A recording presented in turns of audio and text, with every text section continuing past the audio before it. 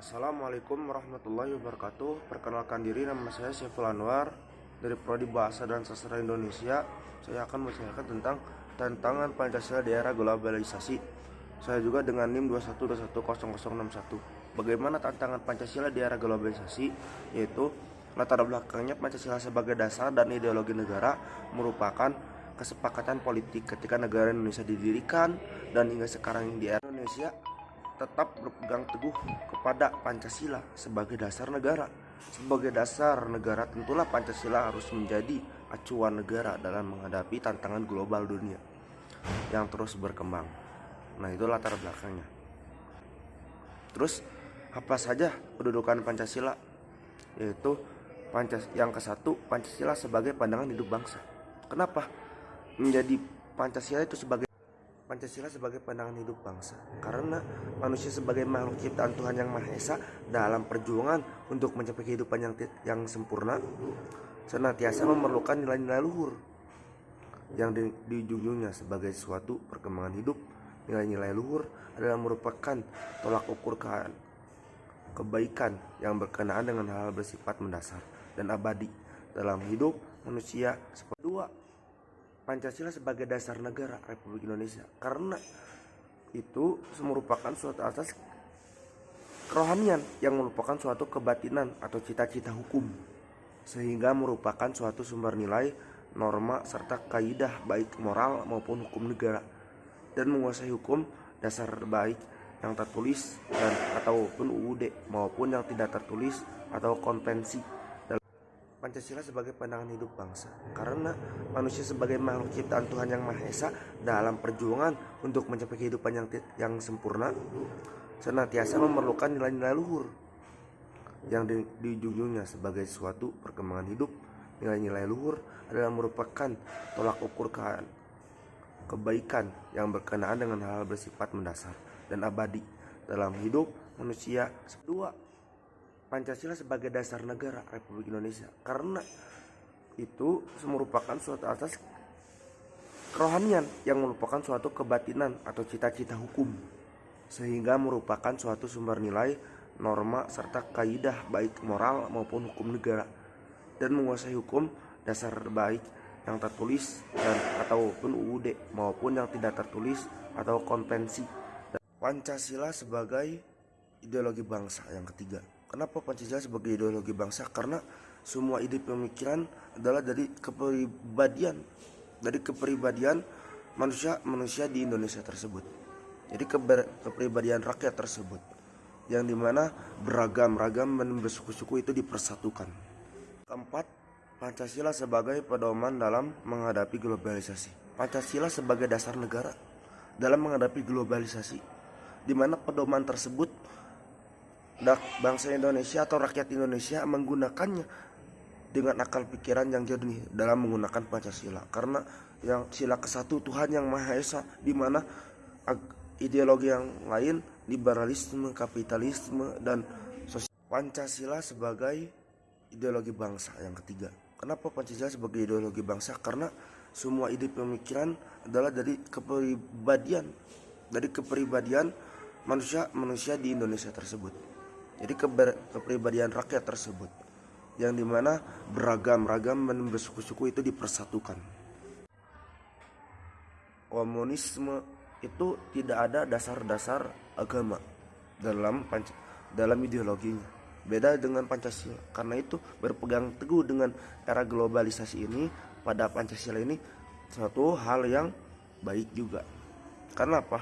Karena satu persatuan Indonesia juga, karena nilai-nilai agama dan nilai norma-norma dan hukum-hukum yang ada, dan juga kemusyawaratan dan kerakyatan. Keempat, Pancasila sebagai pedoman dalam menghadapi globalisasi. Pancasila sebagai dasar negara dalam menghadapi globalisasi, di mana pedoman tersebut bangsa Indonesia atau rakyat Indonesia menggunakannya dengan akal pikiran yang jernih dalam menggunakan Pancasila, karena yang sila ke-1 Tuhan Yang Maha Esa, di mana ideologi yang lain liberalisme, kapitalisme, dan sosial. Nah, selanjutnya apa? Yang kelima, Pancasila sebagai lambang negara persatuan Indonesia. Karena kenapa lambang negara persatuan Indonesia? Karena Indonesia itu lambang negaranya Bhinneka Tunggal Ika. Persatuan Indonesia. Karena itulah disebut dengan lambangnya Persatuan Indonesia, karena beragam-ragam dan bersuku-suku yang disatukan oleh rakyatnya sendiri, yaitu Pancasila. Komunisme itu tidak ada dasar-dasar agama dalam ideologinya. Beda dengan Pancasila. Karena itu berpegang teguh dengan era globalisasi ini, pada Pancasila ini suatu hal yang baik juga. Karena apa? Karena satu persatuan Indonesia juga, karena nilai-nilai agama dan nilai norma-norma dan hukum-hukum yang ada, dan juga kemusyawaratan dan kerakyatan. Kemudian Pancasila sebagai kepribadian rakyat Indonesia. Kenapa? Karena Pancasila asalnya diambilnya dari kepribadian rakyat Indonesia tersebut, dari sifat-sifatnya, dari beragam-ragamnya, lalu disatukan. Nah, disitulah dimana Pancasila ini dibuat atau dibentuk atas dasar kepribadian dari rakyat Indonesia tersebut. Nah, selanjutnya apa? Yang kelima, Pancasila sebagai lambang negara persatuan Indonesia. Karena kenapa lambang negara persatuan Indonesia? Karena Indonesia itu lambang negaranya Bhinneka Tunggal Ika, Persatuan Indonesia. Karena itulah disebut dengan lambangnya Persatuan Indonesia, karena beragam-ragam dan bersuku-suku yang disatukan oleh rakyatnya sendiri, yaitu Pancasila. Nah, apa itu globalisasi? Globalisasi adalah suatu proses tatanan masyarakat yang menduniakan, tidak mengenal batas wilayah. Globalisasi pada hakikatnya adalah fenomena di mana batasan antar negara seakan-akan memudar karena terjadinya berbagai perkembangan di negara. Aspek perkembangan di segala aspek kehidupan, khususnya di bidang ilmu pengetahuan dan teknologi dan sebagainya, banyak lagi. Kemudian Pancasila sebagai kepribadian rakyat Indonesia. Kenapa?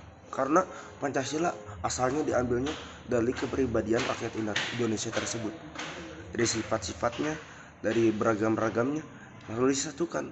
Nah, disitulah dimana Pancasila ini dibuat atau dibentuk atas dasar kepribadian dari rakyat Indonesia tersebut. Bagaimana peranan Pancasila dalam era globalisasi? Pengaruh positifnya apa dan pengaruh negatifnya apa? Yaitu salah satunya yang positif, globalisasi sebagai politik. Karena politik dalam negara, politik luar negeri itu sangat diakui di Indonesia. Jadi diakui di mana bahwa Indonesia itu negara bangsa. Dalam Pancasilanya juga ada ideologinya. Dan juga yang kedua, globalisasi ekonomi, pasar global. Nah, apa itu globalisasi? Globalisasi adalah suatu proses tatanan masyarakat yang menduniakan, tidak mengenal batas wilayah. Globalisasi pada hakikatnya adalah fenomena di mana batasan antar negara seakan-akan memudar karena terjadinya berbagai perkembangan di negara. Aspek perkembangan di segala aspek kehidupan, khususnya di bidang ilmu pengetahuan dan teknologi dan sebagainya, banyak lagi. Bisa ekspor dan impor, kesempatan kerja dan juga devisa negara yang meningkat. Dan yang ketiganya apa? Globalisasi sosial budaya. Sosial budaya di mana sosial budaya sudah diperkenalkan pada luar negeri. Musik Indonesia itu seperti ini, batik dengan budaya bajunya dan juga alat-alat dan juga budaya-budayanya gitu. Bagaimana peranan Pancasila dalam era globalisasi? Pengaruh positifnya apa dan pengaruh negatifnya apa? Yaitu salah satunya yang positif, globalisasi sebagai politik. Karena politik dalam negara, politik luar negeri itu sangat diakui di Indonesia. Jadi diakui di mana bahwa Indonesia itu negara bangsa. Dalam Pancasilanya juga ada ideologinya. Dan juga yang kedua, globalisasi ekonomi, pasar global. Lalu apa pengaruh negatifnya? Dalam perkembangan globalisasi ini, pemahaman yang bisa memecahkan belah. Ini tantangan dari Pancasila tersebut. Karena tantangannya adalah dengan paham yang tidak sepaham dengan Pancasila, yaitu liberalisme, komunisme, dan juga kapitalisme dan yang lainnya yang akan datang kepada Indonesia. Tapi ya, insya Allah tidak ya. Bisa ekspor dan impor, kesempatan kerja dan juga devisa negara yang meningkat. Dan yang ketiganya apa? Globalisasi sosial budaya. Sosial budaya di mana sosial budaya sudah diperkenalkan pada luar negeri. Musik Indonesia itu seperti ini, batik dengan budaya bajunya dan juga alat-alat dan juga budaya-budayanya gitu. Kedua, faktor ekonomi. Kenapa faktor ekonomi? Karena faktor ekonomi sangat berpengaruh di era globalisasi ini. Kurangnya mencintai produk dalam negeri. Terus yang ketiga apa? Westernisasi. Nah ini pemuda-pemuda zaman sekarang itu banyaknya westernisasi. Sedangkan pemuda zaman sekarang itu adalah generasi dan penerus bangsa. Terus sekarang dia westernisasi atau budaya. Lalu apa pengaruh negatifnya dalam perkembangan globalisasi ini? Pemahaman yang bisa memecahkan belah. Nah ini tantangan dari Pancasila tersebut. Karena tantangannya adalah dengan paham yang tidak sepaham dengan Pancasila, yaitu liberalisme, komunisme, dan juga kapitalisme dan yang lainnya yang akan datang kepada Indonesia. Tapi ya, insya Allah tidak ya. Budaya kebarat-baratan ini sangat hal yang miris ya di kalangan pemuda Indonesia, dimana akal sehat dan budi pekertinya sudah hilang dalam dasar-dasar negara Indonesia ini. Karena kenapa? Westernisasi ini mengubah pola pikir dan juga mengubah budaya mereka sendiri dalam kehidupan mereka. Karena budaya hidup kebarat-baratan, dimana dia gaya hidupnya sudah mewah. Lalu yang keempat, kesenjangan sosial. Yang kelima yaitu individualisme. Nah itulah ya. Terus apa tantangan yang dihadapi Pancasila yang berasal dari dalam? Yaitu salah satunya konflik yang timbul akibat masalah perbedaan agama. Yang kedua, gerakan-gerakan radikal yang muncul saat ini. Yang ketiga yaitu ideologi yang berbeda. Yang keempat itu hilangnya persatuan dan kesatuan bangsa. Masalah disintegrasi bangsa. Itu yang faktor dari dalam. Kedua, faktor ekonomi. Kenapa faktor ekonomi? Karena faktor ekonomi sangat berpengaruh di era globalisasi ini. Kurangnya mencintai produk dalam negeri. Terus yang ketiga apa? Westernisasi. Nah ini pemuda-pemuda zaman sekarang itu banyaknya westernisasi. Sedangkan pemuda zaman sekarang itu adalah generasi dan penerus bangsa. Terus sekarang dia westernisasi atau budaya kebarat-baratan. Ini sangat hal yang miris ya di kalangan pemuda Indonesia, dimana akal sehat dan budi pekertinya sudah hilang dalam dasar-dasar negara Indonesia ini. Karena kenapa? Westernisasi ini mengubah pola pikir dan juga mengubah budaya mereka sendiri dalam kehidupan mereka. Karena budaya hidup kebarat-baratan, dimana dia gaya hidupnya sudah mewah. Lalu yang keempat, kesenjangan sosial. Yang kelima yaitu individualisme. Nah itulah ya. Terus apa tantangan Pancasila dalam regulasi ini berasal dari dalam? Yaitu perkembangan globalisasi berpengaruh budaya dari luar. Terus menurutnya ideologi baru di luar, intervensi dari negara lain, konflik antar negara yang timbul, budaya asing telah menguasai budaya lokal. Nah itulah dari luar, faktor dari luar ya. Terus apa tantangan yang dihadapi Pancasila yang berasal dari dalam? Yaitu salah satunya konflik yang timbul akibat masalah perbedaan agama. Yang kedua, gerakan-gerakan radikal yang muncul saat ini.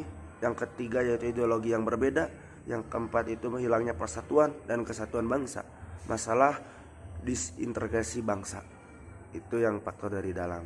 Nah, yang paling penting ini itu apa? Aktualisasi nilai kurang sesuai dengan nilai-nilai ideologi negara, yaitu salah satunya dalam sila ke-1 tantangannya apa? Nilai apa? Spiritualisme keagamaan versus nilai komunisme, sekularisme, fundamentalisme, dan animisme. Nah disitulah ancamannya. Apa pola perilakunya? Wacana negara khalifah, wacana negara sekuler, agama KTP, keimanan dalam. Terus apa tantangan Pancasila dalam regulasi ini berasal dari dalam? Yaitu perkembangan globalisasi berpengaruh budaya dari luar. Terus menurutnya ideologi baru di luar, intervensi dari negara lain, konflik antar negara yang timbul, budaya asing telah menguasai budaya lokal. Nah itulah dari luar, faktor dari luar ya. Sila kedua apa? Nilai kemanusiaan yang fundamentalnya dan sektarian. Bullying, apa aktualiannya? Yaitu bullying persekutuan dan menghujat radikal. Keadilan dalam kotak dan dukungan kemanusiaan dalam rasa individu dan kelompok, harga diri yang kurang berharga. Nah, yang paling penting ini itu apa? Aktualisasi nilai kurang sesuai dengan nilai-nilai ideologi negara, yaitu salah satunya dalam sila ke-1 tantangannya apa? Nilai apa? Spiritualisme keagamaan versus nilai komunisme, sekularisme, fundamentalisme, dan animisme. Nah, disitulah ancamannya. Apa pola perilakunya? Wacana negara khalifah, wacana negara sekuler, agama KTP, keimanan, dan nilai persatuan hukum Indonesia, hegemoni komunitas, dan pesimisme. Itu yang ketiga, yaitu orientasi kepentingan pribadi dan kelompok, cinta etnik, analogi negara dengan agama. Jadi bandingkan antara budaya-budaya dengan agama, budaya-budaya dengan agama, agama dengan negara, diputar-balikan sehingga jadi perpecahan.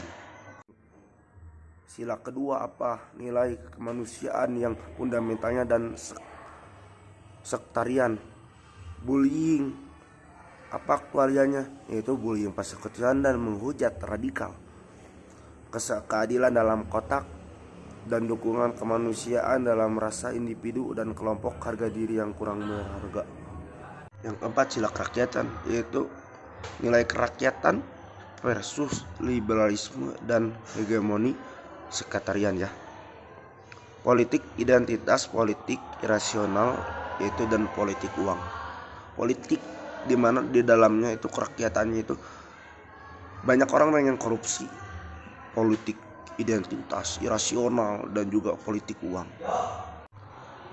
Nilai persatuan hukum Indonesia, hegemoni komunitas, dan pesimisme. Itu yang ketiga, yaitu orientasi kepentingan pribadi dan kelompok, cinta etnik, analogi negara dengan agama. Jadi bandingkan antara budaya-budaya dengan agama, budaya-budaya dengan agama, agama dengan negara, diputar-balikan sehingga jadi perpecahan. Nilai keadilan sosial, warga kapitalisme, hedonisme, dan individualisme. Itu yang kelima. Apa? Yaitu salah satunya korupsi, hedonisme, jadi budaya kesendirian gitu, dan juga sarana umum yang pribadi, biagizat, dan kurang etos kerja. Nah, itu mungkin sekian dari saya. Terima kasih atas bahasanya dan perhatiannya. Mohon maaf atas. Wassalamualaikum warahmatullahi wabarakatuh. Yang keempat, sila kerakyatan, yaitu nilai kerakyatan versus liberalisme dan hegemoni sekretarian ya. Politik identitas, politik irasional, yaitu dan politik uang. Politik di mana di dalamnya itu kerakyatannya itu banyak orang yang korupsi. Politik identitas, irasional, dan juga politik uang. Nilai keadilan sosial, warga kapitalisme, hedonisme, dan individualisme. Itu yang kelima. Apa? Yaitu salah satunya korupsi, hedonisme, jadi budaya kesendirian gitu, dan juga sarana umum yang pribadi, biagizat, dan kurang etos kerja. Nah, itu mungkin sekian dari saya. Terima kasih atas bahasanya dan perhatiannya. Mohon maaf. Wassalamualaikum warahmatullahi wabarakatuh.